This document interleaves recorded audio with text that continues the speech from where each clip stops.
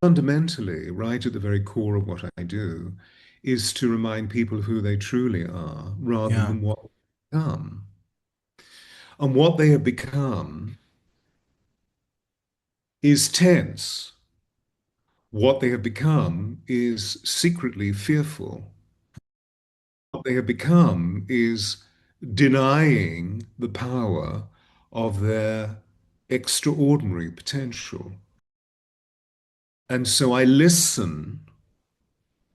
I always remember, when I had the extraordinary honor to coach Margaret Thatcher. And I was in my early 30s, so I was a greenhorn. I'd been an actor for 10 years, but opportunities that came to me were really the wheel of fortune going plonk and suddenly lifted me up. It's true contextually that as a child, I was surrounded by great people because my father worked for the British royal family. The interesting thing was that I was made to feel that I was nothing because Mm, I didn't fit in to the educational context. I was a whimsical child that was mhm, constantly talking about what I was seeing, which was supernatural. Of course, this was denied me, and they thought that I was mad. The difficulty was that I didn't fit in because I didn't fit into the educational model because I'm profoundly dyslexic. And mm, I would have synesthesia, which is this crossover of the senses. It wasn't fully understood at school, but basically what it meant, I couldn't read. I couldn't mm, read before the age of 12 or 13, when suddenly something shifted. However, mhm, so there I was preparing to go and meet Margaret Thatcher in 10 Downing Street. She was this was 1980, 81. So she'd been the premier for about a year. And I remember saying to my partner at that time, "But what am I going to say? What am I going to say? What am I going to say?" And he said to me, "Why don't you just listen?"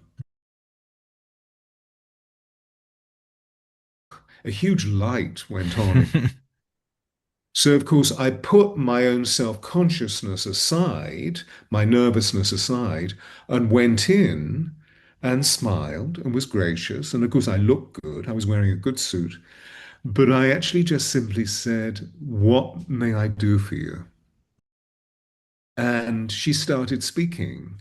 And of course, that gave me the possibility, the opportunity rather, to see all the possibilities that existed in where she was feeling weak or insecure, or where she hadn't quite grasped an appropriation that could be useful to her as a mm, skill.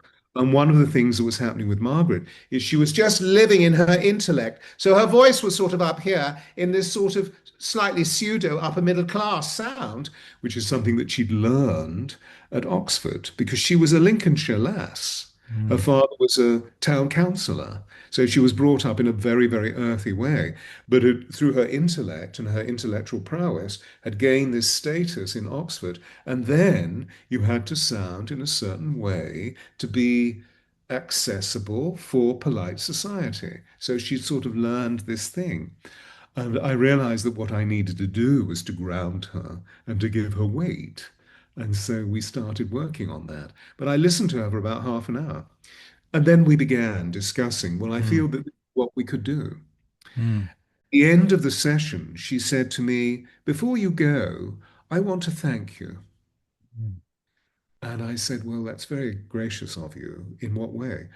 "Actually, more than that, I want to congratulate you mm, because most people talk at me and mhm, you listened to mm, me. mm, And I really thank you for that because you calmed me."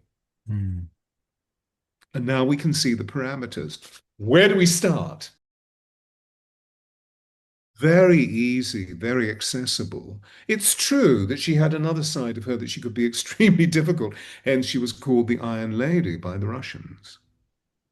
So through those experiences, we learn how to temper. So at the core, to answer your question, I remind people of who they are rather than mm, what they, and that begins an extraordinary conversation that leads them into the possibility of exploring all sorts of different broader aspects of their parameter than they Yeah. perhaps have first conceived. Because we all know that when we're in positions of power and positions of responsibility, we can often become tunnel vision. Yes. Yeah, we just put our kids in a new school called the Acton Academy, which is named, it's a fairly new school, 15 years. They've been growing rapidly, but it's named after Lord Acton, inspired by his philosophy, the famous quote, power corrupts and absolute power corrupts absolutely. And I remember bringing that up with you at dinner a couple of years ago, and I asked you, do you believe that? And you said, well, power that's based on fear does, but not power that's based on love.